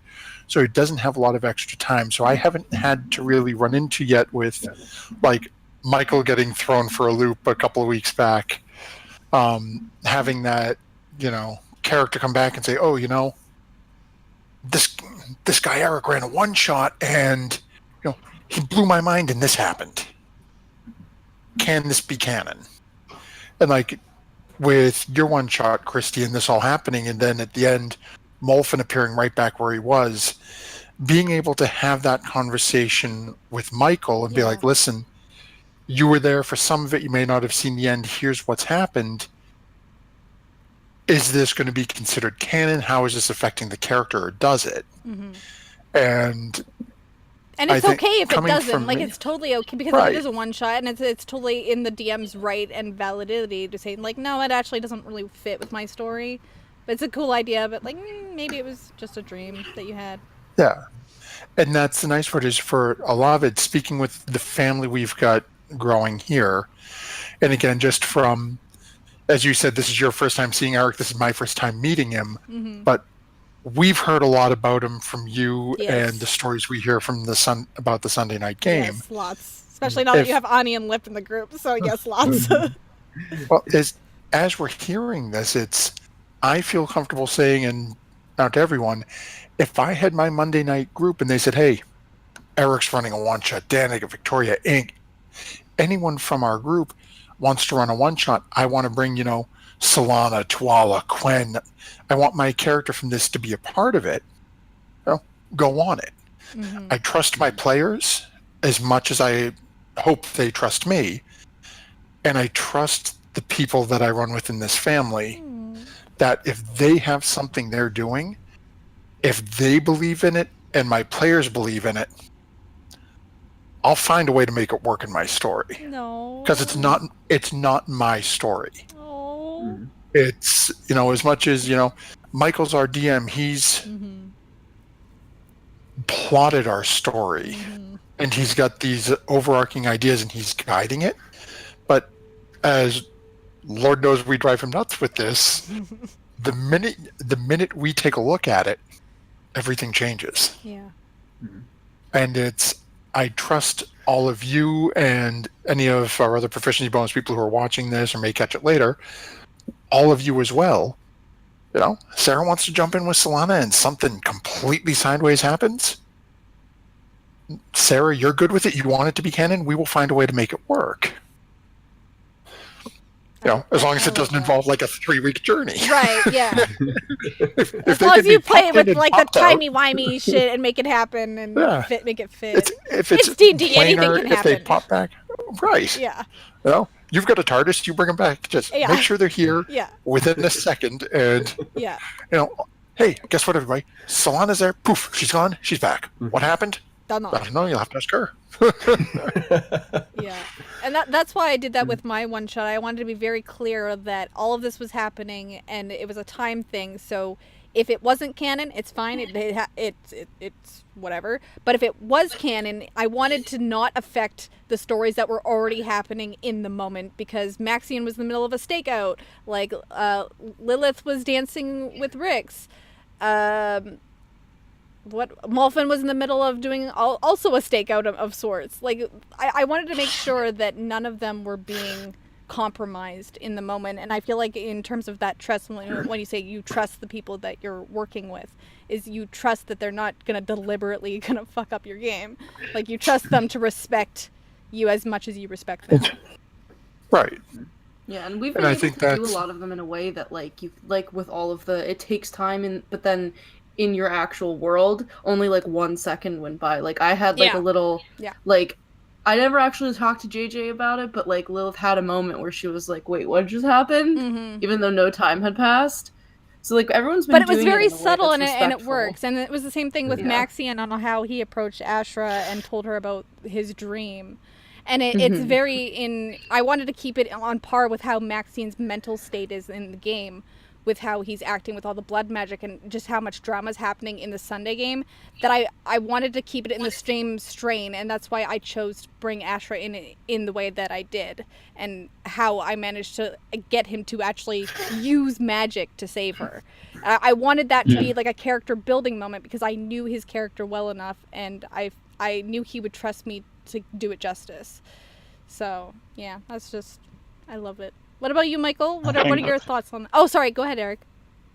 Oh, no. I was just going to say, like, that's a running theme in our game of, like, time just passes so slowly. We, so come back slowly. It's like, okay. Oh, my God. Wait, that happened yesterday? Yeah, okay. Question, Eric, because that is something to discuss here, because a lot of my other games go so quickly, and we actually like do time skips, and we move forward, and we actually travel and do shit. With yours, how long, like in game time has our party been together? I want to say, at this point, probably like 2. At a little, like, at this point, probably like around 2 months. And we've been playing for almost a year and a half, almost 2 years. Yeah, almost 2 years. 2 months. 2 months have gone by. Just for context, if I remember correctly, I think it took 100 days for the Storm King's Thunder crew to get from point A to point B leaving Nightstone. Yes. I think it was something ridiculous It was that a they were long together time. for 3 months or more. Because we were on the moving cloud castle or whatever the hell Yeah. it was. Yeah. Yeah, no, Sunday moves so slow, and that's why I was like, I have to do a timing thingy because Maxian cannot be gone a full day because shit will hit the fan without him. Like, it will be total chaos. He'll come back 24 hours later, and everything will be different because we move so slowly with how we RP our game. Yeah, that's so true. I totally forgot about that. Oh, God. Anyway, what were you going to say, Michael? Oh, I was just going to kind of just, piggyback off of what everybody else was saying, especially Matthew, as far as like crossovers and, whenever you guys message me, is what Molfin, what he had is that canon? And you asked me that and I was like, oh, I got to go back and watch that. I wasn't here for that. I think nothing makes it, when you're a dungeon master and you're watching your players take initiative on the story. Like, I think that's one of the most satisfying things for me is probably the more often than not, my most favorite times when we play is when I say absolutely nothing. Eric. And I just let you go. Yeah. And those are some of my favorite moments. What the role play, the decision making, the interaction between characters, watching your characters grow between those interactions and between those conflicts that Callista and Molfin seem to always have with one another. And now It's all her fault. Bitch, please. I didn't sign my life away to like the devil. Thank you very much. But another thing too is as a DM, like I'm always looking at ways like I can improve. So I think like watching all your one shots, watching all your games, watching other things on YouTube, watching Matt Koval videos, yes, of course. Things like that to help build you up as a DM and give you ideas. I think is always a good thing, and allowing that kind of collaboration and incorporation into your own games. I mean, I've got a ton of stuff in my game that was developed from somebody else's idea. They're not all my ideas. I just take them. I morph them to make them fit what we're going through. I mean, it's simple like that. I also find it like very humbling too, that when other people use things from my games. I think it's really cool that other people jump on and they say, "Oh, that what Michael did, that was pretty cool. I think I'm going to use that here and tie it in." So I thought it was amazing when Kristy put Callista engulfed in these flames, and I'm like, "Oh, I got some ideas." Yeah, when you pulled that, like, Asmodeus wants her, I'm like, that's not even where I was going with it. That was just to, like, give me something to do. So when you went with it, you're like, oh, Asmodeus wants her. And I'm like, bitch, I did this to myself. Yes, God damn it, Kristy, what have you done? It's like, whoops. I did that. I did that. Dug your own hole. I did that. Callista didn't. Just so we're clarifying here. Callista didn't do it. Kristy did. But yeah, I'm totally 100% all for like this, building these characters and developing them even through these one-shot ideas. I think it's absolutely amazing. So it's really cool. I agree. I'm loving all of that. Do you see yourselves expanding on story elements that like you already have now, like with other DMs? Like, do you see these characters making contact in the proficiency bonus realm, or even like the Soldiers of Carmen realm? Seeds have already been planted, Kristy. The seeds are already there. We just gotta water them and let them grow for a while. Go. Yeah. You know how I work. It'll be about a year down the road. It'll be about a year. Be like, oh, Kristy, you figured it out 50 episodes later. Good job. I love those moments, though. Those are my favorite. Those are my favorite moments. I think all of y'all got so like just the idea that we wouldn't play Brood again was like no, like it's so yes, of course I'm gonna definitely make sure I get all the information I need from. We definitely will, and it's very, very cool because I will be more and more open as the months come to DM for more folks want to DM more. Because yes, Michael, I completely agree. Like, I binge Matt Colville videos. Me too, like, yeah. For like, just for fun, just to listen, just to make sure I'm remembering things that like are really great advice, or looking at other people's suggestions online, or even like recording Brood and watching it again and being like, I do this thing that I don't think is enjoyable. Like, I'm gonna write that down. Like, this is great to know now, because I can see myself, the things I wouldn't want as a player to see, or even just watching like Victoria, like the way Victoria like really was so smooth. Like, Victoria's a very smooth DM, and she just does that intrinsically without like having like years and years of experience. Like, that's just something she's good at. Like, I love seeing that. Or Michael, you have like definitely a way with words when you DM that like it's just been very cool to like. I wanna watch everyone's stuff just to be like, ooh, I'm gonna take your accent. Take there. your I'm strengths. Take all the strengths. Yeah, give me these strengths. Like, these are so great. Yeah. Yeah, Michael's so good at like acting out like different NPCs and characters. Like, I love whenever I've seen you do Brock, I'm like Brock is so annoying. I don't know who this is. I know he's a Zench, but I'm just like my whole goal with Brock was, how can I annoy Kristy with another Zentrum character? I was just gonna bring up Kella, you motherfucker. Because Michael does this thing, especially to me. Every time he brings up Zens, he knows it just gets under my skin because of Kella. And like, I love Michael to death. He knows I do. But when he's playing Kella, I just want to fucking punch him in the face. I just get so angry. And I just like, ugh. And it's like the same thing with Eric when he played, like, during that moment with Zale. I was like, I want to throttle Zale right now. But then there's Scarlet. And I'm like, can I just kidnap her and take her home now and just love her? And it's the same person, technically. But they're two different people. And I have two vastly different feelings on these two different people. And Danica, they make it so hard for me too, because in one episode, a couple episodes back, I had to play basically Jesus and the devil in the same hour and a half. Oh my god! Talk about that was night incredible. and day NPCs that you have to act out as.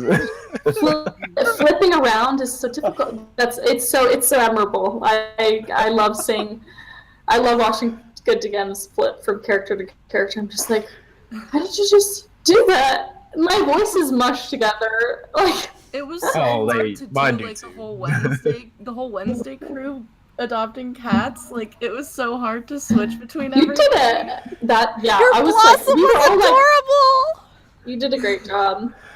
Yeah, that was really fun. I hope that JJ can make the Tabaxi Cat Cafe canon in Waterdeep. I know he would hate it, but I want it to be a thing. And like, what if the other people, like the Storm King's Thunder crew, ends up in Waterdeep and they go to the Cat Cafe? Like, everybody go to Beans and Beans. If they see like Rick's perform and like Robin in the back, or like, that would be so cool. There is a whole Waterdeep section possible Callista, in Storm like King's in- Thunder. like It's in always been there. It's sitting there. It's in just they haven't backstory, gone both there. Callista and Anastasia's have been to Waterdeep. Yeah, go get Long your time fortunes ago. told by Robin and Lilith. Lachlan's family lived in there. Waterdeep. Yep. Mm-hmm. Waterdeep's So the thing. there's a whole thing in there. This kind of a spoiler, but my original design for Zale is that he actually traveled from that realm. So like he actually In Faerun, yeah. lived in Waterdeep? Faerun, in Waterdeep for a time. That makes so much sense. I don't know why, but that makes so much sense. And then crossed over into the region. Metagaming. Because we know nothing about Zale. This is like the You biggest know story drop. Holy nothing. shit. I know nothing. I not can say saying this, shit. but Zale would never say this.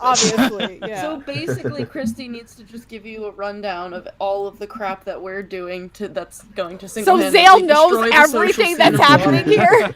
Yeah, Zale's gonna be like, Yeah. oh god, that Robin character, jeez. Once again, like something that I like to do is just kind of in the background as things play out in our story. I'll just have Zale roll a history check just to see if he knows like what's like what the storyline of that is, because he just like is constantly on his own, just like doing his own research and meeting like all these people, and like he's like traveled the world and all this. So like I just had a occasionally brilliant I'll just idea. be like I'll just be in the back like, oh, Zale doesn't know anything about that, or like Zale like actually knows who like these people are talking about, or I really want you to now be a guest on Waterdeep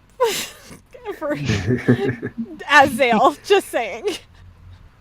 Yeah, I would love to. Yes, we're gonna make this happen. Yeah, I've been meaning to play Zale as for a long time. Yeah, Zale's fun. What? Oh, I had some. I was also gonna ask something else. I can't remember now. God damn it. Any other thoughts at the moment? Because we are running a little late, so we should end soon-ish. But any other thoughts while I try to remember what the hell I was gonna ask? Trying to think. Let's ask Molfin.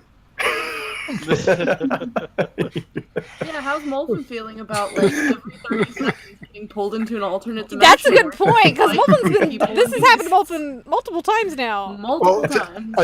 Well, let's put it this way. I have yet to have a chance to speak with Michael to find out whether or not this hunt has also occurred.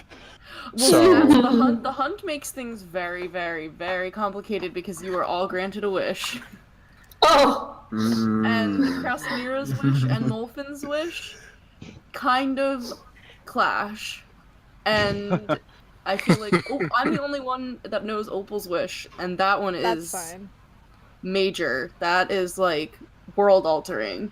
And yeah, like it's, you know, when a dragon's wish is to basically like be successful in like world domination, low-key. And Molfin's is like, please protect my family and friends from dragons and keep them give safe. me the like, power to protect them. Then it's like You have the power doesn't mean you will actually succeed, though. That's part of the wish being like wishy-washy. Like you get the power, you have the means, but do you actually do it? I like this. I like this. When you get moved and settled in. Dragon? Yeah, that's easy. When you get moved and settled in, You could have Krasimira as a fucking ally if you played your cards right, Molfin. God damn it! The blue dragon. yeah, maybe Krasimira's related to the blue dragons that went and killed Harshnag. She's never heard of another one. Molfin's only ever seen one. They were raised. The whole brood was like. I mean, Molfin doesn't know, but they were taken. Like. Right. So Molfin knows one blue dragon. There's There's another one. They came from one another somehow. Yeah, but I've never So met either him. it was her kid. It was either her kid or she's the kid. One way or another. Bad juju. Just saying. They could be related, and we don't even know. Right. You don't know. Things to think about. Well, I still can't remember what I was going to ask, and I had a good question, and we got talking on shit, and I forgot. Let's see. Ani had a question in chat a while ago. She asked about DMing for friends versus strangers. Eric can talk about that because I did not know him. Actually, all of you could probably do that because I did not know Michael. I did not know Eric. Well, for me, I mean, it's certainly a challenge. Well, I mean, I think it's a challenge both ways. With strangers, I mean, just like with Roll20, it was actually not too bad for me. I like that you do kind of have that application process where you can kind of like see what the person like wants to play and like what their kind of ideas are, and you can kind of just gauge like if those ideas mesh with your world, and then like with each of the players, I like had a time to just like talk to them before the game, and like interview we had type like things. Yeah, and just kind of get a chance to like talk to them, see like what they how they felt about their character, what they like, what their ideas were, kind of flesh those things out before we actually started playing, and that was certainly helpful. Were all of the people that joined just strangers? Like, were any of them? Did you know any of them before? I didn't know anybody beforehand. Wow. Yeah. And in that way, it's kind of nice playing on Roll20 just because like everybody has their own ideas and like has a character that they want to play.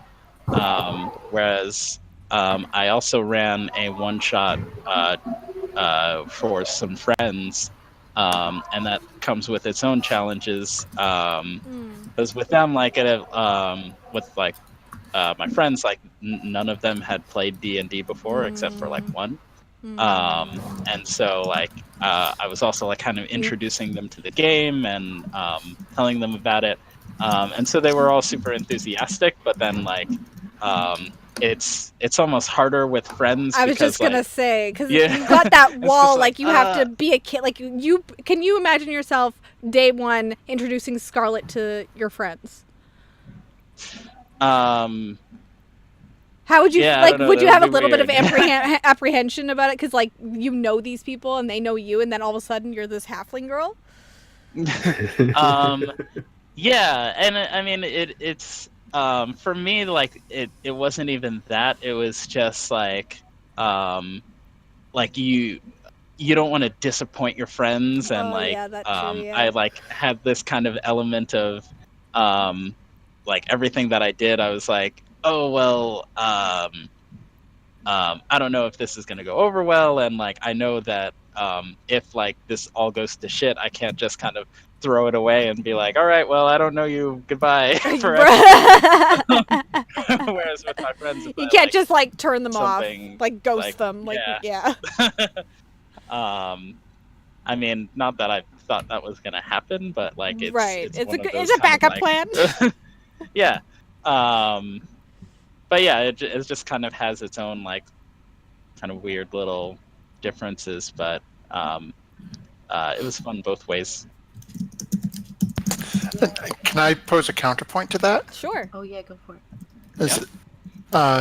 Going along with what Eric says, I have in terms of out there in the real world, away from our internets, I have very bad social anxiety. I don't deal well with walking up and meeting people. Like the reason that I hadn't played in a game in so long when I met Michael and JJ a couple of years back is because of the concept of walking into a game store and trying to meet people to play with. It sends shivers down my spine as bad as spiders do. But at the same point, like all of us here at Proficiency Bonus over the last couple of years, it's y'all aren't friends, you're family. And it's one of those where, to go with, like Eric said, is I don't want to disappoint my friends or my family, but at the same point, there is that level of trust between us that what Michael has managed to do for us on Friday nights and what I am hopefully able to attempt to emulate for my players on Monday is not possible, in my opinion, with strangers right out the gate. You don't have that trust built. You don't have that.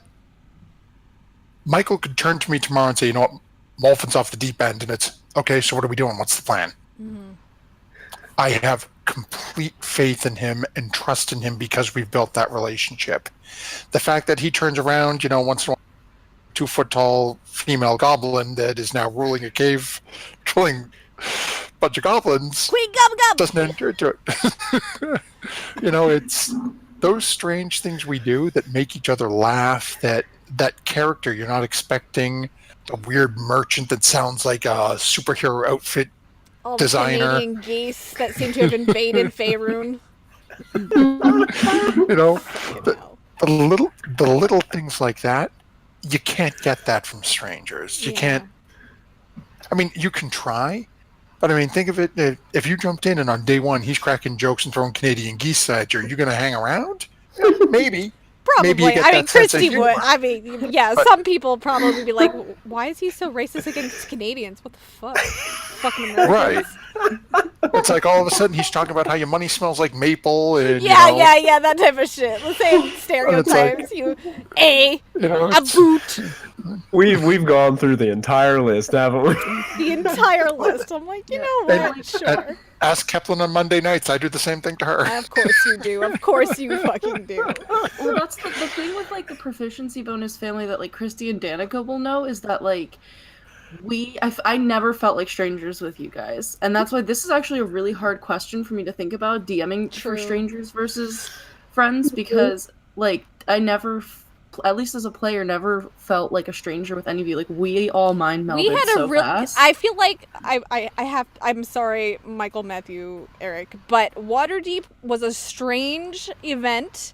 That the chemistry was so freaking instant that it was like, we really are a Sense8 cluster. It's really weird. We joke about that all the time. That we're like, we're just Like the matchmaking process that JJ pulled off. I don't know how he did it, but it was like an instant chemistry. Because I will honestly say, no offense, Michael, Eric, but when I first joined as Asher and Callista, I did feel a little nervous and apprehensive, and I didn't meld with the group right away. It took me at least 4 sessions to feel like, yeah, this is my party. Just because I didn't know you. You weren't, like, I'd never met. Didn't, at least with Eric's group, they had already had a campaign going, so there was that level of, oh god, I don't want to fuck this up and make it worse. So I had, I guess, expectations that I set for myself for those two groups because they're strangers. I didn't know these people. I don't know how they're gonna act to me. But also with Waterdeep, it was like there was none of that, and it's a very rare gem to find. Like I don't think that's the norm. That's definitely not the. It's so interesting to me because I've played in multiple groups and like tried to do DM matchmaking myself before too.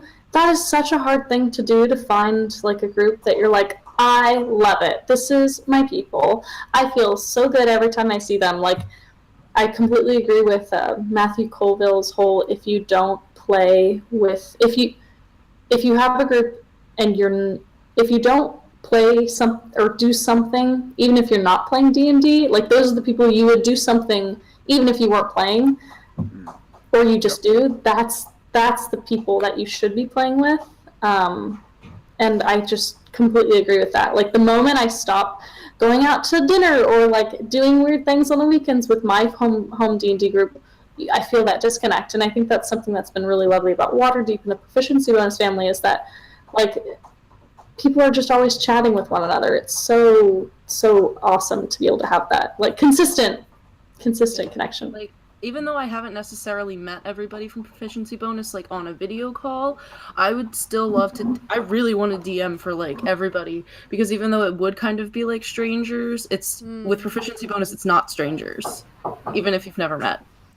Exactly, it's like Pokemon, Sunday... you gotta catch them all. Yeah, and with our Sunday group now, we are far from strangers. Like, we are definitely at the family level now.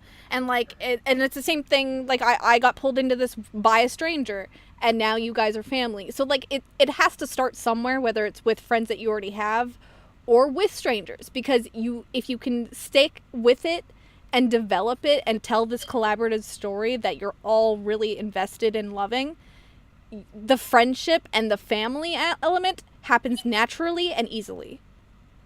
At least for me. And deeply. Deeply.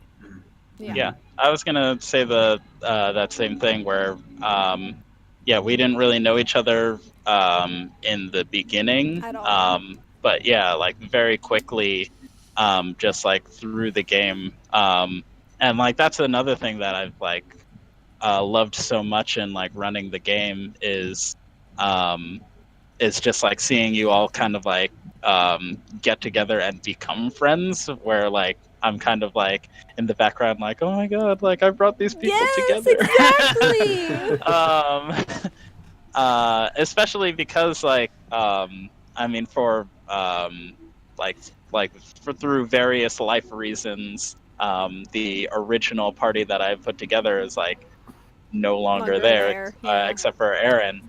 But like that's another thing that just like, well, I've figured might happen. Like people will, and I don't think that come takes and away go. from you as a DM at all. Like life happens, Right. right? Yeah, and I like I said, I kind of expected that to happen. Like I didn't really expect for this game to last as long as it did. I thought at some point like it was just gonna fall apart, and we're just like, all right, well, that was it. That was a fun little experiment. So And- it was. Yeah, I agree. Like for me, like I don't run games usually. I will do one shots, and I do have an idea for another one shot now. But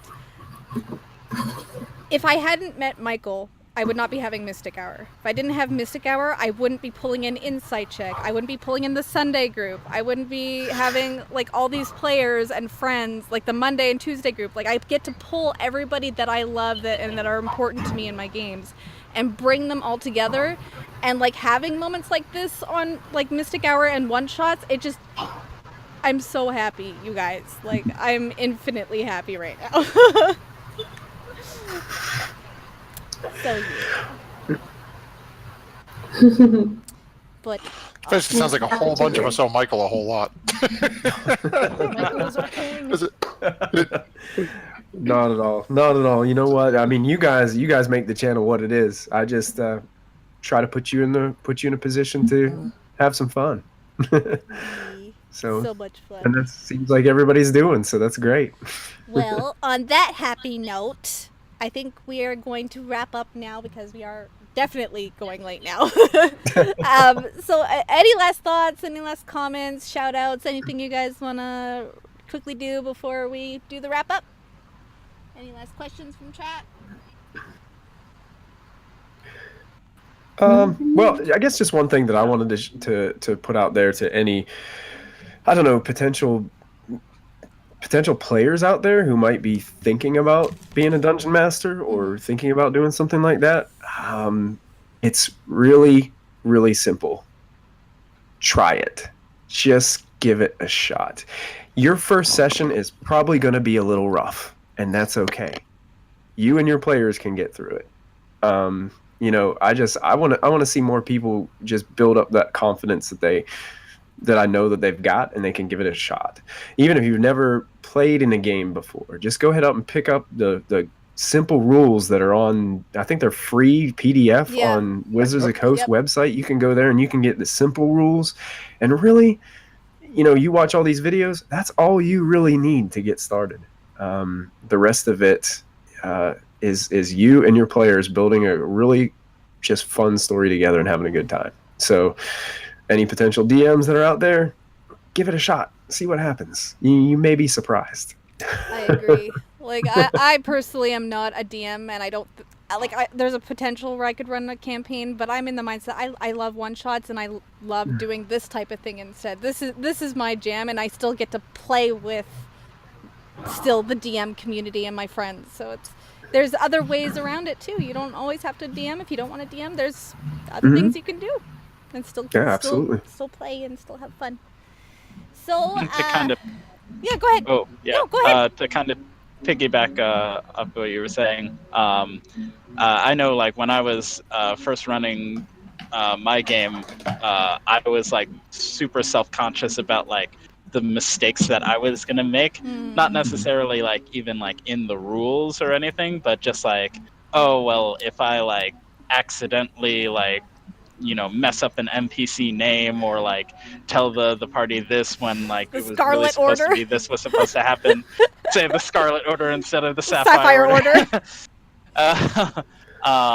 Then like you know, I thought like, oh, the world's gonna end and like everything's gonna go wrong and like It whatever. Really But yeah, like the especially if you have a good group of players, like they're not gonna care about like the little like mistakes that you make. It's really just about having fun and even for the DM. So. And most times when you do make mistakes, you can go to your players and say, hey, I screwed up.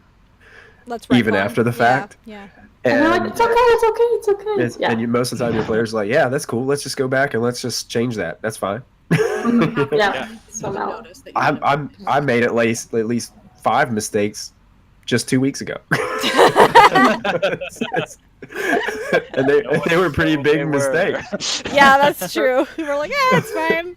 Whatever. It's like, whatever. I don't care. I think it's Matt Colville has a great video on that, talking about that and like the different little things you can get sucked into being a DM and worrying about that. And if I remember correctly, I'm pretty sure it was him. I watched so many of the DMs on there. Resource. If you guys have not heard of him, check him out on YouTube. Just look up Matt Colville. He's great.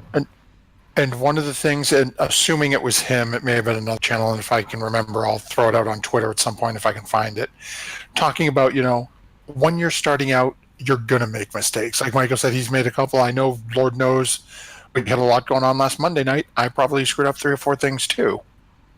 The only time it's a mistake is if you break down in the middle of the game, beating yourself up in front of your players. And let it be a mistake. Oh, yeah. How did I do that? No, what the... You're breaking the game at that point. You're breaking not only the immersion, but the enjoyment. Because now the players are worrying about, well, what could I have done differently to keep everything moving smoothly? Like Michael says, when it happens in our games, like I try to do afterwards, I go, hey, you know what? That game we had last night, I checked over a couple of things that we had questions on. There was a mistake made. Hey, Molfin, you can't levitate a giant. That was like 40-something episodes ago.